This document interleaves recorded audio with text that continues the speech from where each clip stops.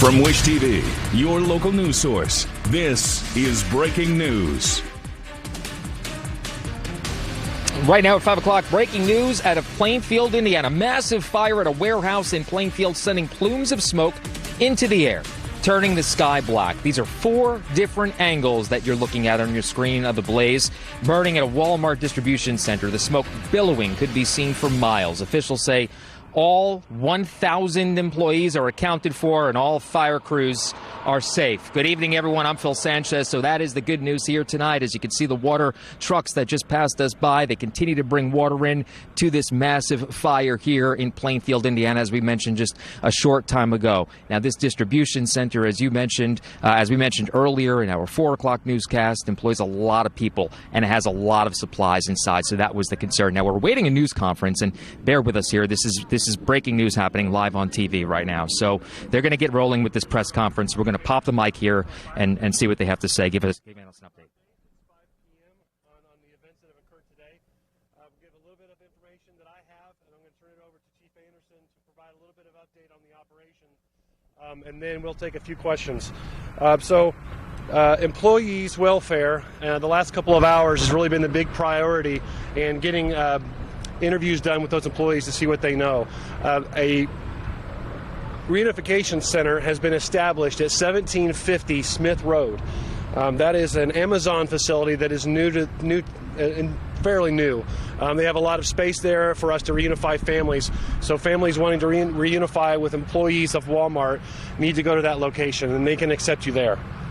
Additionally, the property behind me, the Walmart facilities, both of the facilities behind me are completely off limits to the public. That means that any employees that were working at the facility at the time can't retrieve their vehicles right now, and nor can they retrieve their property until the scene is released. Once that scene is released, we will put out information that employees can come back and get their belongings. But this is still a very active scene, so it will be quite some time before that can happen.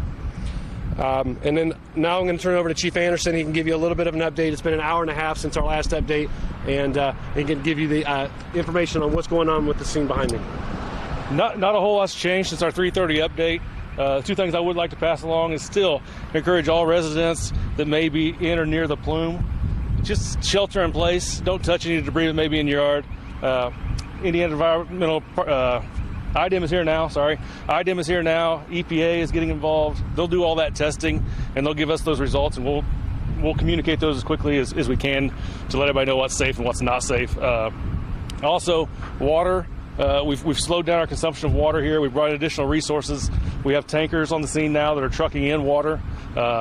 Plainfield Water is in a good spot, still able to provide the community with the water they need after we maxed out their system earlier. But this is going to be a long-going operation, well into the evening. We still have all the major players here and team partners that are going to assist us with this investigation. ATF is going to be the lead agency on the investigation, and it'll take days, if not weeks, to come up with a cause. But right now, everybody's safe. We have had 1 minor firefighter injury since the 3:30 update. They were treated and released back to the scene here, and they're back operating. But for now, I don't have any real new information outside of that. And I'd welcome in a few questions. Yeah, were you able to learn anything from any of the interviews with the employees? We have not. The ATF and our fire marshal are doing those now, and I've had no contact with them since the last time. But they're working on that, and I know it's going to take quite a process to release the associates back to their families after this interview. Do you know how large this facility is? This facility is almost 1.2 million square feet. Okay. Chief, why is it important for people to keep in mind that there are so many things that can be contained in here that potentially lead to that debris being toxic, and not knowing that whether it could be right now at this point? Right, it's the unknown, and we're going to err on the side of the caution for now. We'll treat everything as if it's hazardous. We'll do the appropriate testing and stuff, and then we'll communicate that with the public as soon as it's safely to do so. Can you talk about the structure? Sorry about the talk about the structure a little bit and how it plays a role in helping this not spread. Yeah, this facility, like I said, is 1.2 million square feet. It does have firewalls and a fire suppression system everything was working appropriately, but it has such a heavy fire load that it overtook our crews and our ability to extinguish that fire safely. And after about half an hour of being here, we had to evacuate. As I said earlier, we did have a quick mayday situation where some firefighters became disoriented and lost. We quickly rectified that and then went back about our efforts. But it is contained right now to the square foot or the footprint of the facility. and we'll just continue to work on it here for the next few hours. Is there any chief that it started on the 3rd floor, and how did it spread from there? I don't have an answer to that at the moment. Okay, but it started on the 3rd floor. So We had fire on the 3rd floor, but we have no idea where it may have started. Is there any word on, what the air quality is at this point? Have you gotten any updates on that? I'm sure Absolutely not. IDIM just arrived within the last 10 minutes, and because I'm here, I haven't had a chance to have a conversation with them, so I have no information. how are the employees doing? I do not know. The last time I talked to any of their associates or team members was a couple hours ago. The police department and some other folks are handling reunification. And that reunification is happening now? Yes, it's in progress now. The ATF is doing some interviews with some employees that were on site and in the area of the fire, and once that's done, they'll start releasing everybody. But they want to make sure they talk to everybody they need to before they leave the scene here. Right now, we have no idea what may have started this. No reason to believe it's suspicious or anything, but we'll do our due diligence over the next coming days and weeks to figure that out. Would you attribute the fact that the employees were able to get it out to the fact that the fire system was working? Absolutely, yes. That heavy fire load in there.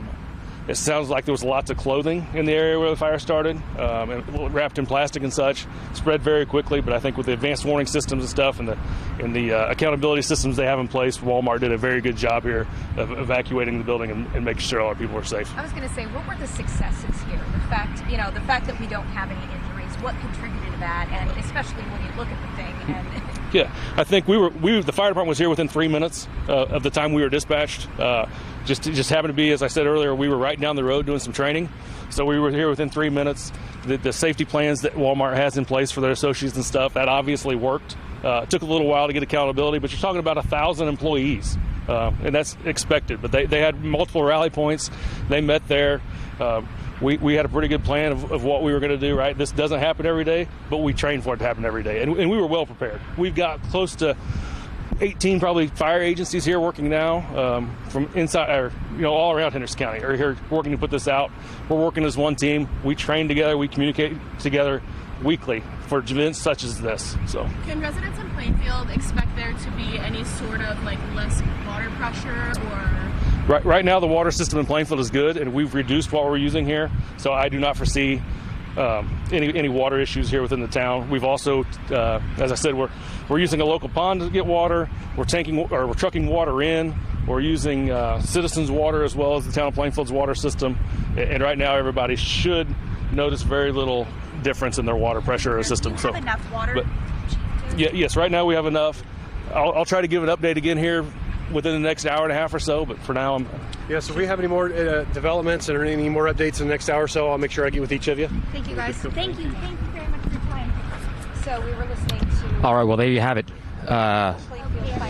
Plainfield Fire Department giving us an update there, as well as the police chief there that you just heard giving us an update. 1,000 employees were inside at the time, one firefighter injured, so that was the new information that just came out of that, right? So that's what we know right now. That's the very latest coming in from the fire department and the Plainfield police department as well. Now, the reunification meeting is happening as we speak at a nearby facility. That's the Amazon facility. Walmart releasing a statement thanking the local departments here for all of their work and all of the workers who were able to make it out safely. So that's the good news here tonight, if there is a silver lining. The bad news, though, this is a battle that continues to happen as we speak here in this 5 o'clock hour, and it's going to be going on for some time, no doubt about that, at least into the morning, possibly into tomorrow afternoon, 24 hours or so. So we'll keep you posted on that. We have crews all throughout the area, all throughout Plainfield, all throughout Hendricks County, trying to figure it all out. So that's the latest, like I said, from Plainfield, Indiana, where this massive fire continues to be fought by these firefighters. More coming up after the break.